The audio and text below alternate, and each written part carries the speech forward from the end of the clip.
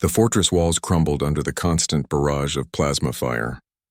Commander Zarathil stood in the center of the courtyard, her blue skin covered in dust and blood that was not her own. Around her, 12 of her best warriors held the line against an enemy that seemed endless. The Ravagers poured through the breached gates like a dark tide, their chittering voices filling the air with promises of death. Zarathil's blade sang through the air, its crystalline edge glowing with stored energy. She had carried this weapon for 20 cycles, just as her mother had before her, and her grandmother before that.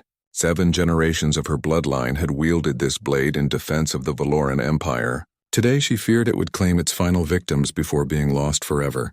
3 months. That was how long the Coalition forces had been fighting on Kralvex. 3 months of watching good soldiers fall. 3 months of slowly losing ground to an enemy that cared nothing for honor or mercy. The Ravagers wanted only to consume, to destroy, to add this world to their collection of dead planets. The evacuation transports lifted off in the distance, carrying the last of the civilians to safety. Zarathil had volunteered her squadron to hold the fortress, to buy time for those ships to escape. She had known it was likely a suicide mission. Her warriors had known it too. They had come anyway. That was the Valoran way. Honor before life. Duty before safety. The strong protected the weak, no matter the cost. A Ravager shock trooper lunged at her from the left. Zarathil spun, her blade cutting through its armor like paper. The creature fell, but 3 more took its place. She was fast, faster than any human or most other species in the Coalition. Her people had evolved on a high-gravity world, making them dense with muscle and quick as lightning. But even lightning could be overwhelmed by the storm. To her right, one of her warriors fell. Lieutenant Kresh had been with her since the beginning of this campaign. He had been young, eager to prove himself. Now he was gone, pulled down by a swarm of smaller Ravagers that tore at his armor with their claws. Zarathil felt the familiar burn of rage in her chest. She channeled it into her next attack, leaping high into the air and bringing her blade down on the creatures that had killed Kresh. They died quickly, but it brought no satisfaction. Kresh was still dead. The humans had arrived on Kralvex 2 weeks ago. Zarathil had not been impressed. Humanity was the newest member of the Galactic Coalition, a species that had barely left their home system when the war began. They were soft-looking, with weak bones and thin skin. They relied too much on their machines, their guns, their technology.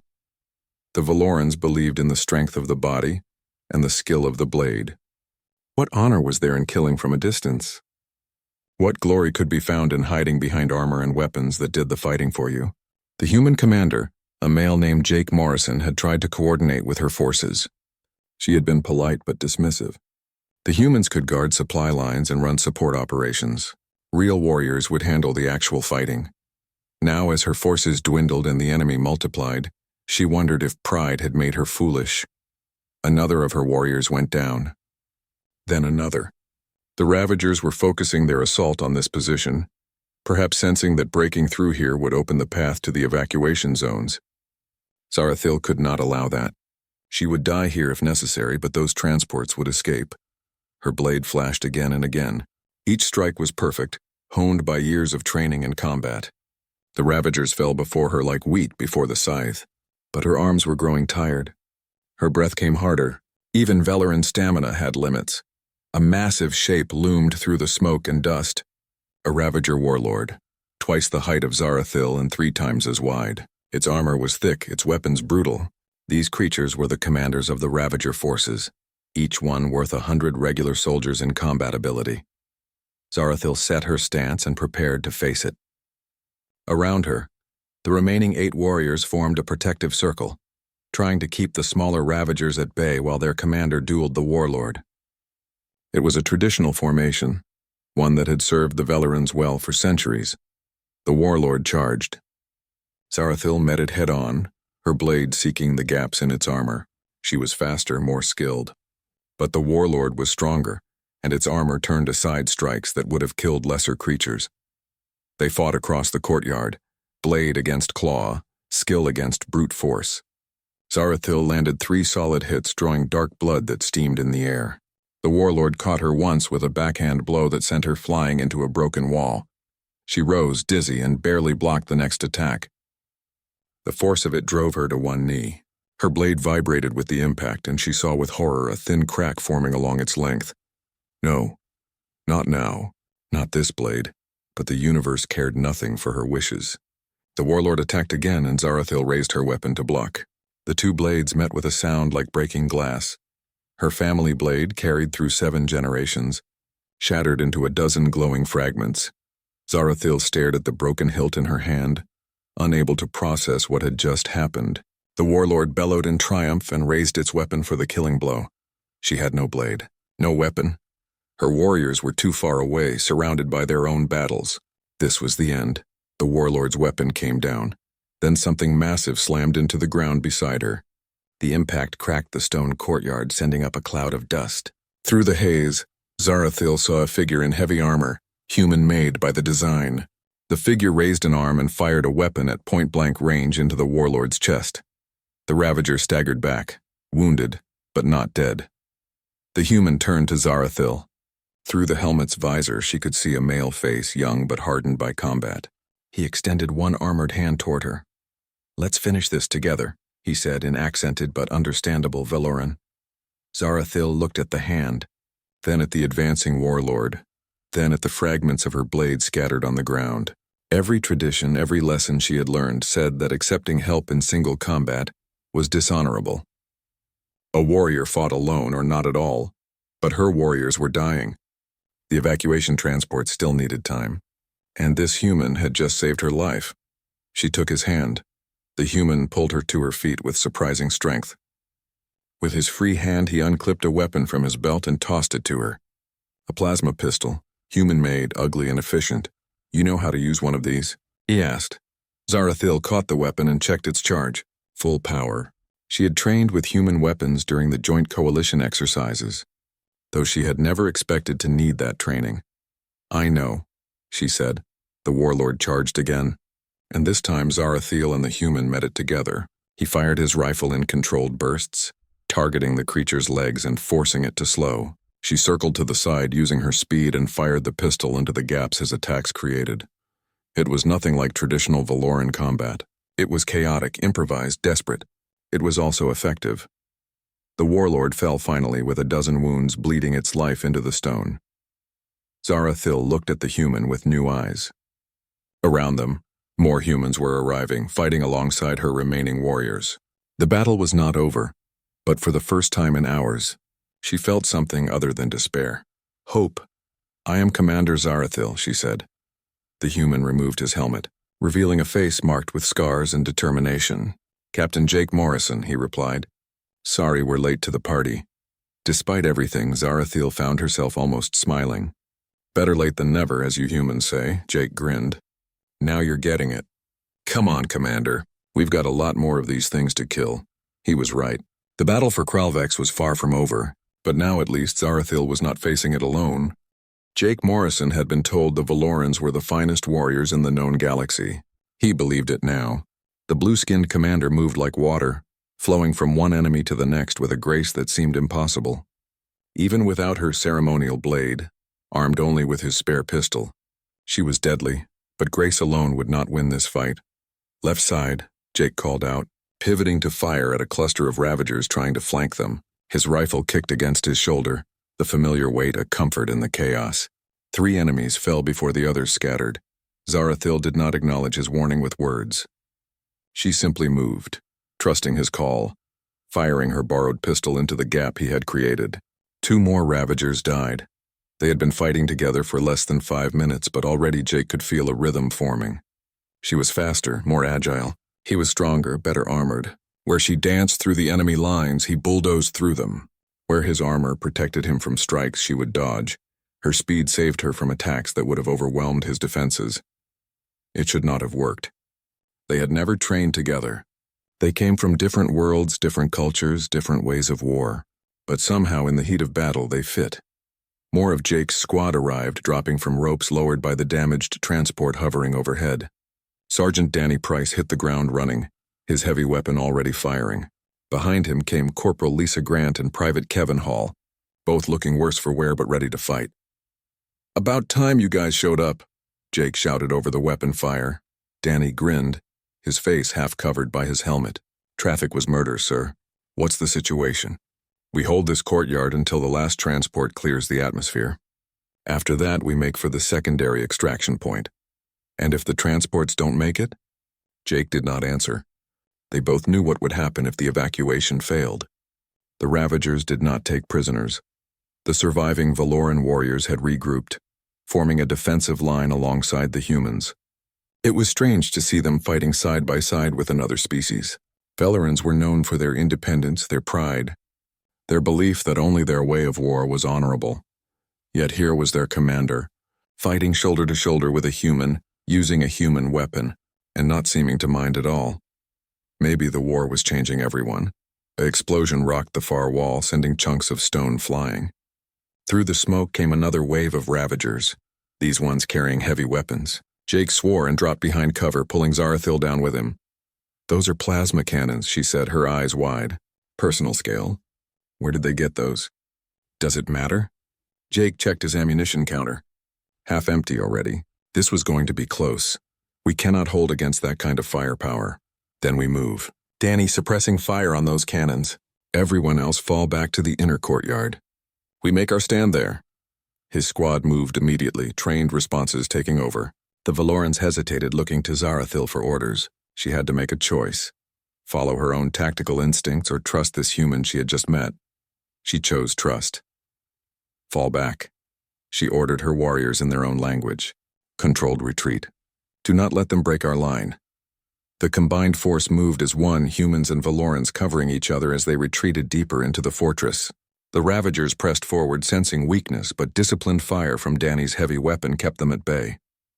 The inner courtyard was smaller, more defensible. Ancient walls rose on three sides with only one entrance to guard. It was a better position, but it was also a trap. If the Ravagers broke through, there would be nowhere left to run. Jake positioned his people quickly, placing the humans at the choke point and the faster Valorans on the walls to provide covering fire from above. It was a solid defensive setup combining the strengths of both species. Zarathil watched him work and felt something she rarely experienced: respect for a non-Valoran commander. This human understood tactics. More importantly, he understood how to use the forces he had been given, rather than trying to force them into a single doctrine. "You have done this before," she said, moving to stand beside him at the entrance. Jake checked his rifle again, more from habit than need. "Held impossible positions against overwhelming odds? Yeah, it's kind of my specialty. Usually ends badly, but sometimes you get lucky. Luck is for the unprepared." "No, Commander. Luck is for everyone. Skill just improves your odds." He glanced at her. "You fight well. Better than I expected." Zarathil raised an eyebrow. "You expected less?" "Honestly, I expected you to refuse help and get yourself killed for honor or pride or whatever. Glad you proved me wrong." She should have been offended. Instead, she found herself almost amused. "I expected humans to run when the fighting became difficult. It seems we both had incorrect expectations." "Seems so." The moment of calm ended as the Ravagers charged. They came in a massive wave, hundreds of bodies packed into the narrow entrance. Jake opened fire, his rifle set to full automatic. Beside him, Zarathil used the pistol he had given her with surgical precision, each shot finding a vital spot. The entrance became a killing ground. Bodies piled up, forcing the Ravagers to climb over their own dead to reach the defenders. From above, the Valoran warriors rained down fire, their weapons adding to the carnage. But the Ravagers kept coming. They always kept coming. Jake's rifle clicked empty. He dropped it and drew his sidearm, continuing to fire. Zarathil's pistol ran dry moments later. She threw it at an approaching Ravager and picked up a fallen piece of debris, wielding it like a club. They were going to die here. Jake had known it from the beginning, but he had hoped to buy more time. He hoped the transports had made it. A Ravager broke through the line too fast for anyone to stop. It charged directly at Zarathil, claws extended. She tried to dodge, but her earlier injuries had slowed her. The creature would reach her. Jake threw himself forward, tackling the Ravager and driving it to the ground. They rolled together, the alien's claws scraping against his armor. He got his combat knife out and drove it into the creature's throat, once, twice, 3 times until it stopped moving. When he looked up, Zarathil was staring at him. "You saved my life again. Who's counting?" Jake struggled to his feet, breathing hard. His armor had taken damage. Warning lights flashed on his helmet display. "I am counting, Captain Morrison." Before Jake could respond, Danny's voice crackled over the radio. "Sir, the last transport just cleared the atmosphere. They made it. All of them made it." Relief flooded through Jake. They had done it. The civilians were safe. "Now we just have to survive ourselves," he muttered. "There." Zarathil pointed toward the eastern wall. "A drainage tunnel. It leads out of the fortress. We could escape." Jake looked at the tunnel, then at the Ravagers still pouring through the entrance. If they ran now, the enemy would follow. They might catch the fleeing defenders before they reached extraction. But if they stayed and collapsed the entrance, they could trap themselves inside with no escape route. He made the decision in seconds. "Danny, set charges on the entrance arch. Everyone else, prepare to move. We're leaving." The squad moved fast, placing explosive charges while the Valorans provided cover. Zarathil understood what Jake was planning and approved. Sometimes survival was more honorable than a glorious death. The charges were set. Jake gave the order and everyone ran for the drainage tunnel. Behind them, the explosives detonated with a roar that shook the entire fortress. The entrance collapsed, tons of stone falling to block the way. They ran through darkness, following the tunnel as it wound down and away from the fortress. Behind them, muffled by rock and distance, they could hear the Ravagers trying to dig through. They emerged into daylight a half-mile from the fortress, dirty and exhausted but alive. Coalition dropships were already inbound to extract them. Jake removed his helmet and breathed in fresh air. Beside him, Zarathil did the same, her blue skin covered in dust and blood. "We survived," she said, as if surprised. "Yeah, we did." Jake looked back at the fortress, thinking of the warriors they had lost. Good people, brave people. Zarathil followed his gaze. Kresh and the others, they died with honor. They died protecting people who couldn't protect themselves. That's more than honor. That's what matters, she considered his words. In Valoran culture, honor was everything. But this human spoke of something different, something deeper. Purpose, meaning. Perhaps there was more than one path to glory. The dropships landed, and the combined human-Valoran force climbed aboard. As they lifted off, Jake found himself sitting next to Zarathil. Neither spoke, too tired for words. But something had changed between them. A connection forged in battle. A respect earned through shared danger. They had saved each other's lives. They had fought as one, and somehow Jake knew this was only the beginning. The Coalition command ship orbited above Kralvex like a steel moon. Inside its medical bay, Zarathil sat on an examination table while a doctor checked her injuries. 3 cracked ribs, multiple contusions, and a deep cut along her left arm that would leave a scar. For a warrior, these were acceptable wounds. What was not acceptable was the loss of her family blade. Jake Morrison found her there an hour later, still staring at the wall. He carried a small metal case, dented and worn from years of use. "Mind if I sit?" he asked. Zarathil gestured to a nearby chair. "Your medical staff says I will be cleared for duty tomorrow." "That's good. We're going to need everyone." Jake set the case on the table between them. "The Ravagers are pulling back from Kralvex. High Command thinks they're regrouping for a push toward the core worlds. They grow bolder." "Yeah." Jake was quiet for a moment, then opened the case. Inside was a collection of items, photographs, medals, a few personal effects. He pulled out a knife, old and well-maintained, with a worn handle and a blade that had seen considerable use. "My grandfather carried this in the Third World War, back on Earth," Jake said, holding the knife up to the light. "He gave it to my father, who gave it to me before I shipped out. It's been in combat on 6 different planets now." Zarathil looked at the knife with new understanding. "It is a legacy weapon, like my blade was." "Yeah, I saw what happened to yours in the courtyard. That must have been hard. 7 generations of my line carried that blade. It was forged when my family first earned their warrior rank. Now it is gone, and I am the one who broke it." The shame in her voice was clear. Jake turned the knife in his hands, watching light play across the metal. "You didn't break it, Commander. You used it. You used it to protect people who needed protecting. That's not shameful. That's what these things are for. In Valoran culture, to lose a family blade is to lose honor. Maybe. But you saved a lot of lives today. Doesn't that count for something?" Zarathil had no answer. Her culture valued honor and tradition above almost everything.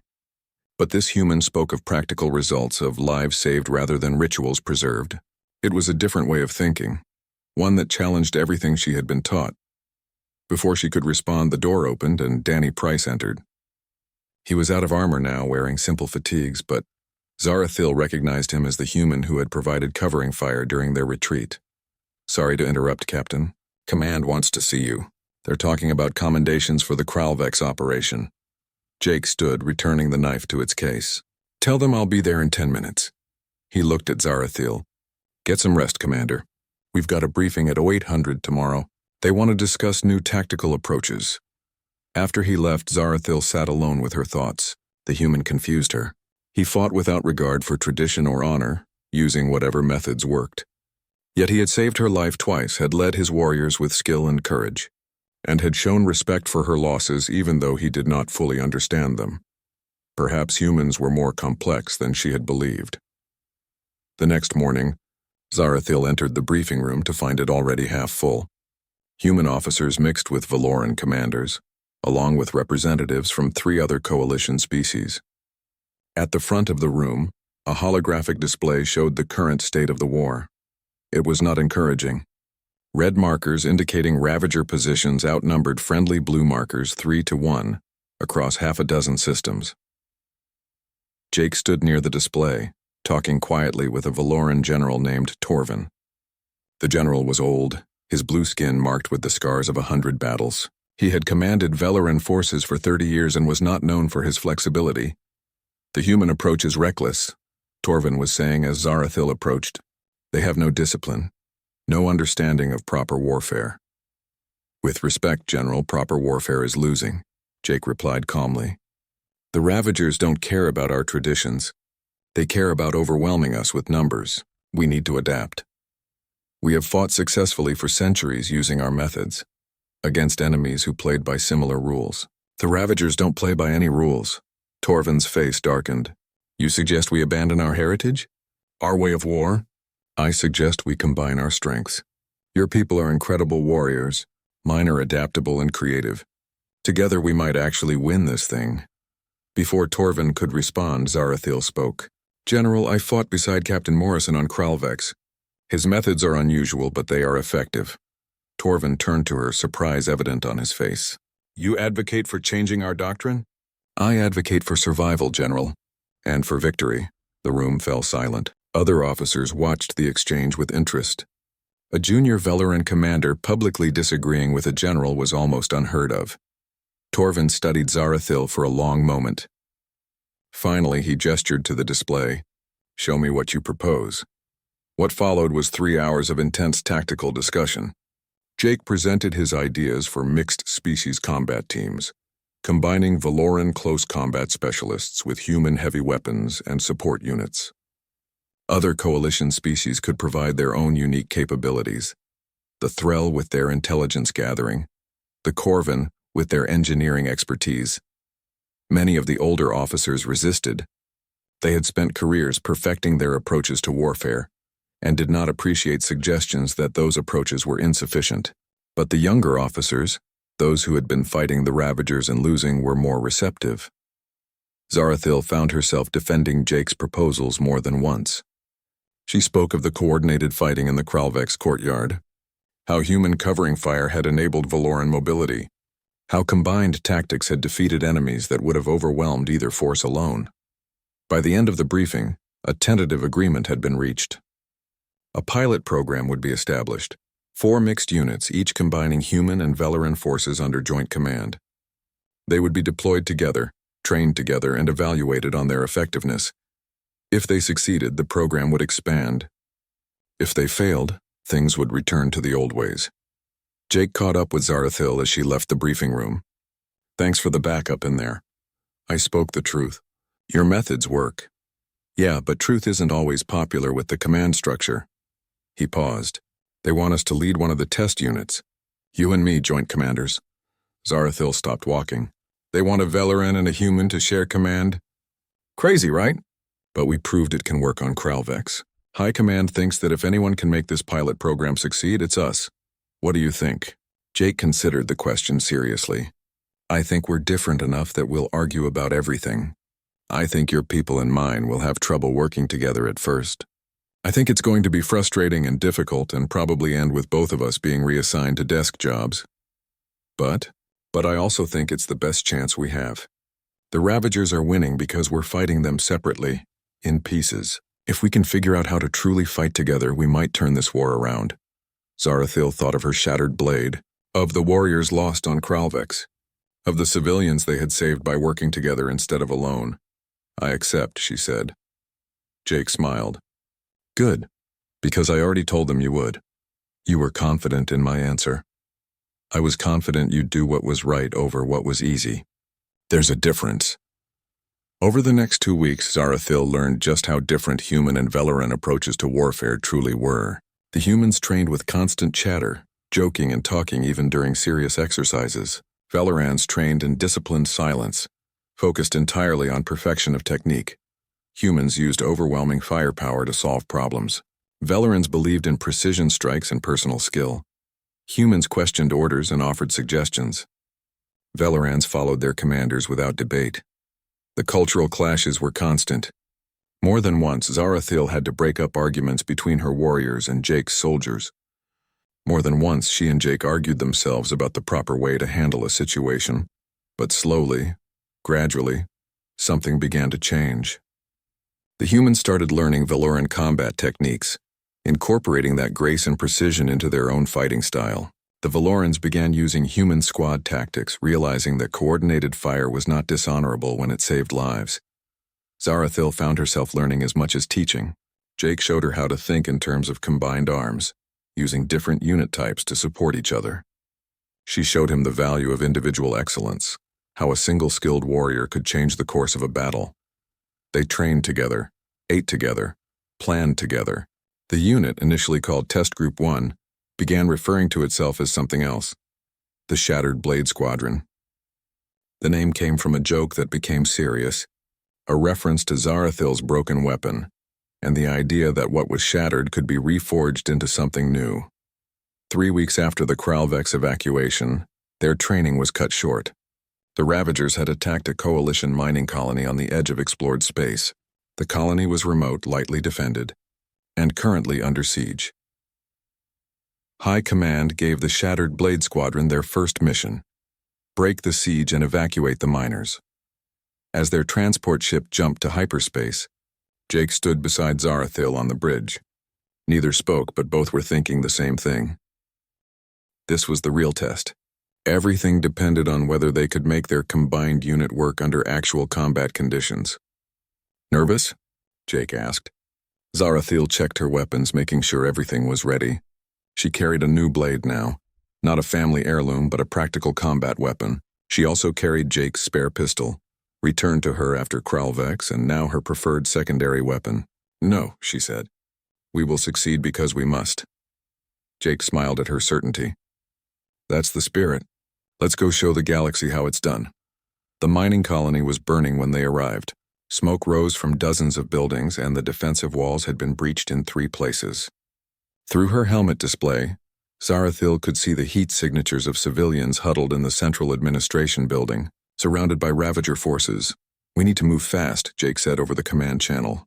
That building won't hold much longer. The Shattered Blade Squadron deployed from their transport in tight formation. 20 humans and 20 Velarans organized into 4 mixed teams of 10 each. On paper, it was a small force. Against the estimated 300 Ravagers besieging the colony, it seemed suicidal. But the squadron had trained for exactly this kind of situation. Team 1, you're with me on the north approach, Jake ordered. Team 2 with Commander Zarathil on the south. Teams 3 and 4 set up crossfire positions on the eastern ridge. When we engage, hit them from range and draw attention away from the building. The teams moved out, each a blend of human firepower and Valoran speed. Zarathil led her team through the burning wreckage of the colony's outer buildings, using the smoke as cover. Beside her ran Corporal Lisa Grant, Jake's communications specialist, and Lieutenant Vakar, one of Zarathil's most experienced warriors. They had learned to trust each other during training. Now they would learn if that trust would hold in combat. The administration building loomed ahead, surrounded by Ravagers using some kind of cutting equipment on the reinforced doors. Inside, Zarathil could see frightened faces pressed against the windows. Miners, technicians, families. Over 200 people trapped and waiting to die. "We need to break their siege line," Vakar said quietly. "If we can create an opening, the civilians can evacuate." Lisa checked her equipment. "I can call in fire support from the transport, but we'd need to paint targets. Someone would have to get close." "I will go," Zarathil said immediately. "Not alone," Lisa replied. "That's suicide. Then you will come with me." Zarathil looked at the younger woman. "Can you keep up?" Lisa grinned behind her helmet. "Try me, Commander." They moved together, low and fast, using every piece of cover. The Ravagers were focused on the building, not expecting an attack from behind. Zarathil and Lisa made it to within 50 meters before being spotted. Then all hell broke loose. Zarathil's blade flashed as Ravagers turned to meet them. Lisa's rifle chattered, laying down, suppressing fire. Behind them, the rest of Team 2 engaged, drawing more enemies away from the building. Lisa activated her targeting laser, painting 3 key positions in the Ravager siege line. "Fire support incoming in 30 seconds. We need to clear the area." "No." Zarathil pointed toward the building. "The civilians will be caught in the blast radius. We hold here and redirect the fire."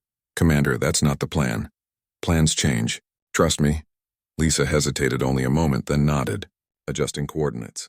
"Fire support in 20 seconds. They fought desperately, drawing as many Ravagers as possible away from the administration building. Zarathil's blade sang through the air while Lisa's rifle never stopped firing. Behind them, Vakar and the others provided covering fire, keeping the enemy from surrounding them. The transport's guns spoke from orbit, precise strikes that turned the redirected positions into smoking craters.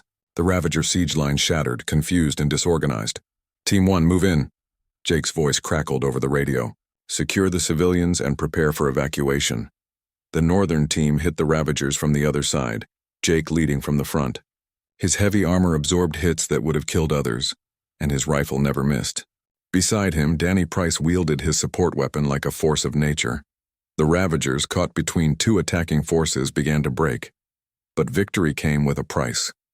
As Team 1 reached the administration building and began evacuating civilians, a Ravager heavy weapons unit emerged from the smoke.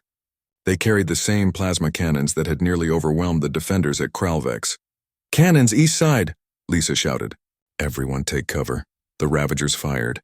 The first shot went wide, destroying an already damaged building. The second shot hit closer. The third shot was aimed directly at the group of evacuating civilians. Danny Price threw himself into the path of the blast. His armor, already damaged from earlier fighting, could not withstand a direct hit from a plasma cannon. The shot tore through him and continued past, but its trajectory had been altered just enough. It struck the ground 5 meters from the civilians instead of among them. Danny fell and did not rise. Jake's roar of rage and grief echoed across the battlefield. He charged the cannon position, his rifle forgotten, using only his combat knife. The Ravagers tried to fire again, but he was too fast, too angry, too focused. He tore through them like a storm, and when he finally stopped, all 4 of the cannon operators were dead. Zarathil reached him moments later. "Jake, we need to fall back. More Ravagers are coming." He did not seem to hear her. He was staring at Danny's body, at his closest friend lying dead in the dirt. "Jake." She put a hand on his armored shoulder. Danny bought time for those people to escape. His sacrifice meant something. Now we need to make sure it was not in vain. "We need to finish the evacuation." The words reached him. Jake looked at her, his face visible through his helmet visor, marked with tears and fury. Then he nodded and stood. "All teams complete the evacuation. We leave no one behind." The squadron moved with renewed urgency. They loaded civilians onto transport shuttles while fighting off wave after wave of Ravager attacks. Team 3 and 4 provided constant covering fire from their ridge positions, burning through ammunition at an unsustainable rate. Zarathil fought like she had never fought before, her blade a blur of motion. Beside her, Lisa and Vakar matched her pace. They had become more than just soldiers following orders. They had become a unit, each knowing where the others would be, what they would do. The last shuttle lifted off with the final group of civilians. Jake gave the order to fall back to the primary extraction point. The squadron retreated in good order, still fighting, still covering each other. They made it back to their transport with casualties but without losing another life. As the ship lifted away from the burning colony, Zarathil watched Jake sitting alone in the cargo bay, holding Danny's dog tags. She sat down beside him. No words seemed adequate, so she said nothing. Sometimes silence was the only appropriate response to loss. After a long while, Jake spoke. He saved 80 people. The blast would have killed them all, but he stepped in front of it. That's what Danny was like, always thinking of others first. He was a true warrior. He was a good man. Better than me, probably. Zarathil shook her head. You are both warriors of worth. He died protecting those who could not protect themselves. You continue to fight so that his sacrifice means something. Both are honorable. Jake looked at her with red-rimmed eyes. Your blade, the one that shattered on Kralvex. Did losing it hurt like this? No, this pain you feel is deeper. You lost a friend, a brother. I lost only an object, however meaningful. But you were still sad about it.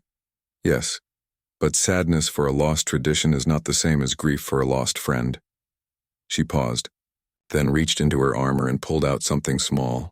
It was one of the larger fragments from her shattered blade, about the length of her thumb, still glowing faintly with stored energy. In my culture, Zarathil said slowly, when warriors save each other's lives in battle, they exchange blade fragments. We carry them as reminders that we do not fight alone, that our strength is not our own but is shared with those who stand beside us. She held out the fragment. You saved my life on Kralvex, Jake Morrison. You fought beside me when tradition said you should not. You trusted me when others would not. I would be honored if you would carry this fragment as a reminder of what we have built together. Jake stared at the glowing crystal. I'm not Valoran. I don't have a right to this. You earned the right by fighting beside me as an equal, by treating me as a warrior worth respecting, by showing me that there is more than one path to honor. Slowly, Jake reached out and took the fragment. It was warm in his hand, pulsing gently with light. Thank you, he said quietly. Then he pulled out his grandfather's knife, the one he had shown her in the medical bay weeks ago. With careful movements, he pried open the handle and removed a small piece of metal from inside. It was old, scarred, but still strong. This came from my grandfather's first blade, the one he carried before this knife. He gave it to my father, who put it inside this handle for luck. It's been in my family almost as long as your blade was in yours. He offered it to Zarathil. I'm not sure about all the proper rituals, but if you're willing to carry a piece of my family's history, I'd be honored to share it. Zarathil took the metal fragment with reverence. She could feel the history in it, the legacy of warriors who had carried it before. It was not Valoran, but it was no less meaningful for that. They sat together in silence, each holding a piece of the other's heritage. Around them, the squadron was settling in for the journey back to the fleet. Humans and Velorans mixed freely now, sharing rations and stories, no longer divided by species but united by experience. Lisa Grant approached them carefully. Commanders, I thought you should know. High Command received our report. The evacuation was successful. All 217 civilians made it out alive. They're calling it a perfect operation. It wasn't perfect, Jake said quietly. We lost Danny. Yes, sir. But he would have been happy knowing everyone else made it. Lisa hesitated. Sir, the squadron wants to hold a memorial. For Sergeant Price, we thought maybe we could do it together. Humans and Velorans, show respect the way both our cultures would. Jake looked at Zarathil. What do you think, Commander? I think it is fitting. Danny Price died as a warrior, protecting those who could not protect themselves. Both our cultures honor such sacrifice. She stood. We will hold the ceremony together. As one squadron. As one unit. The memorial was held in the transport's main bay. Humans spoke of Danny's humor, his loyalty, his courage. Velorans performed a ritual blade salute, a mark of respect usually reserved only for their own fallen warriors. Jake gave a short speech about sacrifice and meaning, his voice steady despite his grief. When it was over, the squadron dispersed quietly, each member dealing with loss in their own way. But something had changed. They had lost one of their own, and that loss had bound them together more tightly than any amount of training could have. Zarathil found Jake on the observation deck later that night, staring out at the stars. She stood beside him, and together they watched the universe drift past. We did good work today, she said finally. Yeah, we did. Jake touched the blade fragment now attached to a chain around his neck. You think this will work? This whole mixed units thing? I think we proved it can work. The question is whether others will believe it. High Command is watching. If we keep succeeding, they'll expand the program. And if we fail? Jake smiled grimly. Then we go back to losing this war the old-fashioned way, separately and slowly. Then we will not fail, Zarathil said with certainty. We cannot afford to. They stood together in silence, two warriors from different worlds bound by shared battle and mutual respect. Outside the window, the stars shone cold and distant. Somewhere out there, the Ravagers were gathering for their next attack. But for the first time since the war began, Zarathil felt something she had not felt in years. Hope. Not the desperate hope of the cornered warrior, but the confident hope of someone who had found something worth fighting for and the allies to fight beside. The war was far from over. The hardest battles still lay ahead. But whatever came next, they would face it together. 6 months had passed since the mining colony evacuation. 6 months of constant fighting, of missions that should have been impossible but somehow succeeded. The Shattered Blade Squadron had become legendary, their success rate drawing attention from across the Coalition. Now, standing on the parade ground of Coalition Command Station Alpha, Major Jake Morrison watched as 3 more Shattered Blade Squadrons completed their formation training.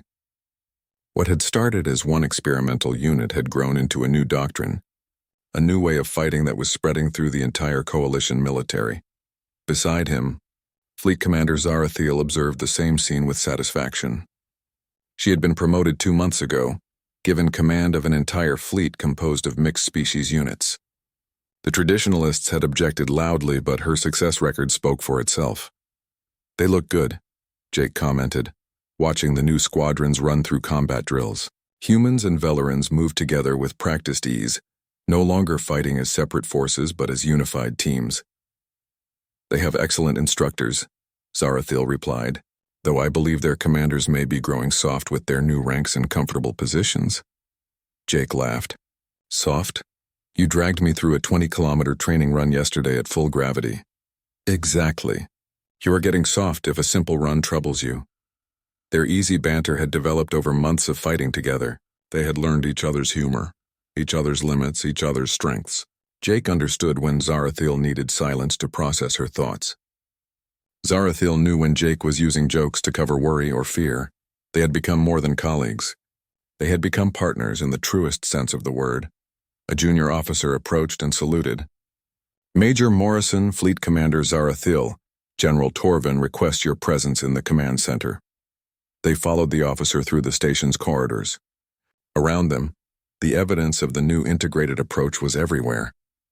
Human and Veleran soldiers walked together, often in mixed squads. Equipment lockers held both human rifles and Valoran blades. Training schedules had been rewritten to accommodate both species' methods. It had not been easy. 6 months ago, most Valorans had viewed humans as inferior warriors. Most humans had seen Velerans as stuck in outdated traditions. Bridging that gap had required patience, understanding, and a willingness from both sides to admit they did not have all the answers. But the results were undeniable. Casualty rates had dropped by 40% in units using the new integrated doctrine. Mission success rates had improved by 30%. And most importantly, the Ravagers were finally losing ground instead of gaining it. General Torvin waited for them in the command center, studying a holographic map of the current front lines. The old Valoran general had been one of the strongest opponents of the mixed unit concept. That he had requested this meeting was significant. Major Morrison, Fleet Commander Zarathil, he greeted them formally. Thank you for coming.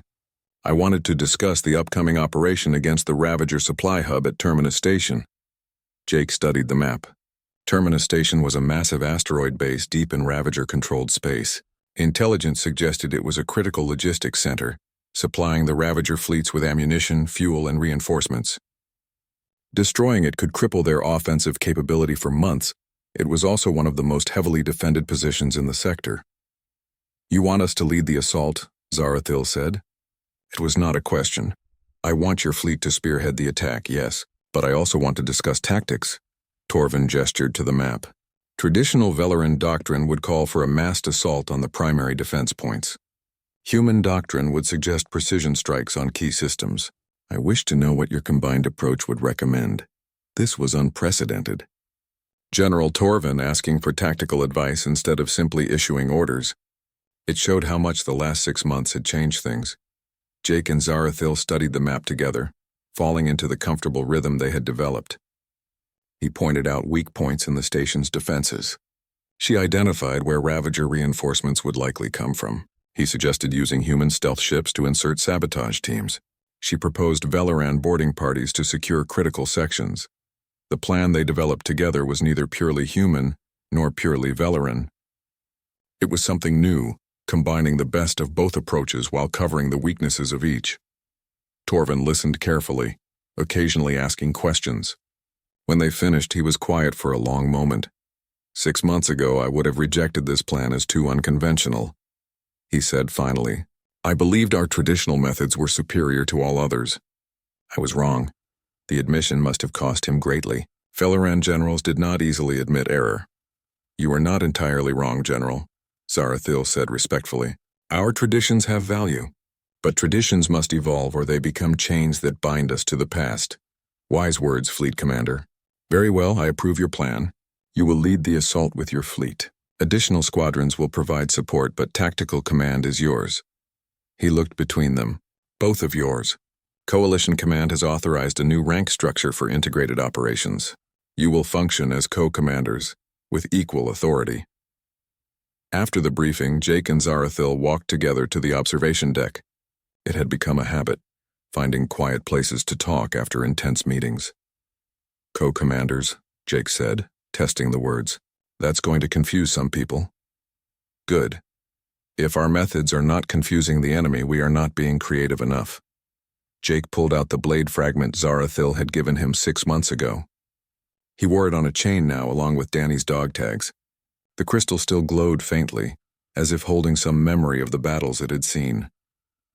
You know, when you first gave me this, I wasn't sure what it meant. Just thought it was a nice gesture. And now? Now I understand. It's not about the object itself. It's about what it represents. Connection. Trust. The idea that we're stronger together than apart. Zarathil touched the piece of metal from Jake's grandfather's blade, which she had incorporated into her new combat knife. I feel the same. This small piece of metal reminds me that strength comes in many forms, that there is honor in more than just the traditions I was taught. They stood together looking out at the assembled fleet, dozens of ships representing multiple species all working toward a common goal. It was a sight that would have been impossible a year ago. Do you think we can win? Jake asked. Really win, I mean. End this war? 6 months ago, I would have said no. We were losing badly, divided and weak. Zarathil gestured to the fleet. But now I believe we can. Not because we are stronger or more numerous than the Ravagers, but because we learned to fight as one. No pressure then, she smiled at his humor. None at all, Major Morrison. The assault on Terminus Station launched 3 days later. Zarathil's fleet dropped out of hyperspace in perfect formation, a mixture of human and Velaran ships moving as one coordinated force. The Ravagers scrambled to respond, but the attack came from multiple vectors simultaneously, overwhelming their defenses. Human stealth ships delivered sabotage teams to key power junctions. Velaran boarding parties cut through the station's outer hull, securing critical passages. Mixed squadrons engaged Ravager fighter craft, using combined tactics that left the enemy confused and disorganized. Jake commanded from the assault carrier Defiant, coordinating the overall attack. Zarathil led from the front, personally commanding one of the boarding parties. They had argued about that, Jake insisting it was too dangerous for a fleet commander to go into direct combat. Zarathil had reminded him that Velarans led from the front, and she would not ask her warriors to face dangers she would not face herself. In the end, he had accepted her decision. That was what partnership meant, respecting each other's choices even when you disagreed. The battle raged for 6 hours. The Ravagers fought desperately, knowing the strategic importance of the station. But the coalition forces were relentless, pressing forward in perfect coordination. Every time the Ravagers adapted to one tactic, another would hit them from an unexpected angle. Finally, the station's main reactor was sabotaged. The coalition forces evacuated quickly, and moments later, Terminus Station exploded in a massive fireball that lit up the surrounding space. The fleet regrouped, battered but victorious. Casualties had been surprisingly light, thanks to the coordinated approach. Ships that took heavy damage had been covered by others. Boarding parties that got pinned down had been rescued by reinforcements from different species working together. Back on the Defiant, Jake found Zarathil in the medical bay, getting treated for a cut across her shoulder. She had taken her armor off, revealing the network of scars that marked a lifetime of combat. "You were right," he said without preamble. "About what, specifically?" "I'm right about many things." Jake smiled at her confidence. "About fighting together being better than fighting alone. About combining our strengths. About all of it. Of course I was right. Did you doubt me? Maybe at first. Not anymore." Zarathil stood, declining further medical attention. "Come, we should address the fleet. They fought well today. They deserve recognition." They made their way to the communications center, where the command staff had assembled. Through the view screen they could see the other ships of the fleet, battle-scarred but still operational. Jake activated the fleet-wide channel. "All ships, this is Major Morrison. Today you proved something important. You proved that we can win, that we can take the fight to the enemy and succeed." Zarathil stepped forward. "You fought not as humans or Valerans or any single species. You fought as one unified force, each supporting the others, each covering the other's weaknesses. That is the future of coalition warfare. That is how we will win this war." She raised her blade, the one forged from the fragments of her old weapon mixed with human alloy. It was symbolic of everything they had built, old and new, traditional and innovative, separate pieces made stronger by being combined. "We were encircled, overwhelmed, outmatched," she continued. "Alone we would have fallen. Our traditional methods were not enough. But then someone landed beside us and said, 'Let's finish this together.' And everything changed." Jake picked up the thread. "The Ravagers thought they could break us by isolating us, by making each species fight alone. Instead, they forced us to come together. They made us realize that our diversity is not a weakness. It's our greatest strength. No one fights alone anymore," Zarathil said firmly. "That is what we have learned. That is what we will teach others. That is how we will win." The fleet responded with cheers transmitted across every ship, humans and Valerans celebrating together, no longer separate but unified by shared experience and mutual respect. Later, in the quiet of the observation deck, Jake and Zarathil stood together one more time. The blade fragment hung around Jake's neck, glowing softly. The piece of metal from his grandfather's knife was visible in Zarathil's combat knife. "6 months ago, my blade shattered and I thought I had lost everything," Zarathil said quietly. "My heritage, my honor, my identity as a warrior. And now I understand that the blade was never what made me a warrior. It was just a symbol. The real strength was always inside me, and it grew stronger when I stopped fighting alone." Jake nodded. "Danny told me once that the best warriors aren't the ones who never need help. They're the ones who know when to ask for it and who to trust when things get bad. He was wise, your friend." "Yeah, he was." They stood in comfortable silence, watching the stars. Somewhere out there, the war continued. There would be more battles, more losses, more struggles. But they would face those challenges together, human and Valoran, combining their strengths and covering each other's weaknesses. The age of isolated fighting was over. The age of unity had begun. And across the galaxy, in training centers and fleet bases and forward operating positions, more mixed units were forming. More humans and Valerans were learning to fight together. More squadrons were adopting the name Shattered Blade, in honor of the first unit that had proven it was possible. What had started with 2 warriors making a desperate stand was becoming a revolution in military doctrine. What had begun with a shattered blade and a simple offer to fight together was transforming an entire civilization's approach to warfare. Zarathil and Jake had shown the galaxy that strength was not found in isolation but in unity. That honor was not preserved by clinging to the past but by building something better for the future. That the most powerful force in the universe was not superior technology or ancient tradition, but the willingness to stand beside your comrades and say those simple words that had started it all. "Let's finish this together." And together they would finish it. Not today, not tomorrow, but eventually, because they had learned the most important lesson of all. No one fights alone, and united they were unstoppable. The stars shone bright and the future, for the first time in years, looked hopeful.